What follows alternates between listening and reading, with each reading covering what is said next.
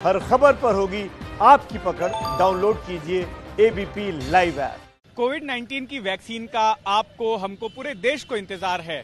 भारत की कई कंपनियां इस वैक्सीन पर काम कर रही हैं, प्रयोग हो रहे हैं, ट्रायल्स चल रहे हैं और उनमें एक बड़ा नाम है सीरम इंस्टीट्यूट का।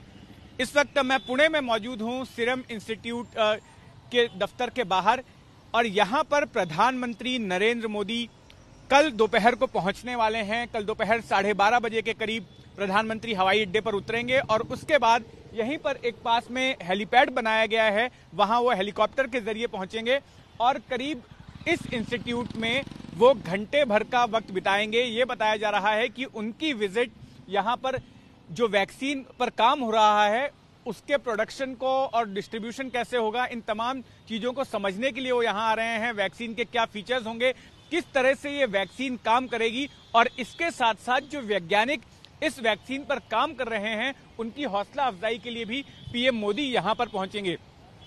सीरम इंस्टीट्यूट जिस वैक्सीन पर काम कर रहा है वो एस्ट्राजेनेका और ऑक्सफोर्ड यूनिवर्सिटी के साथ पार्टनरशिप में उस पर काम हो रहा है। इसके 2 ट्रायल्स पूरे हो चुके हैं जिनके नतीजे सकारात्मक आए हैं और तीसरा ट्रायल इस वक्त चल रहा है। तीसरे ट्रायल के नतीजे दिसंबर के आखिर तक या फिर जनवरी में आने की उम्मीद है, लेकिन ट्रायल के नतीजे आने के बाद ही इनका इस्तेमाल होगा। लेकिन इस बीच वैक्सीन की मैन्युफैक्चरिंग शुरू हो चुकी है और जैसा कि सूत्र बता रहे हैं कि जनवरी तक कम से कम 5 से 6 करोड़ डोजेस का स्टॉक जो है सीरम इंस्टीट्यूट तैयार कर लेगा। और जब एक बार सरकारी एजेंसियों की तरफ से अप्रूवल मिल जाएगा, जब तीसरे फेज के ट्रायल के नतीजे आ जाएंगे, तो इसके बाद लोगों के बीच उन डोसेस का डिस्ट्रीब्यूशन शुरू हो जाएगा।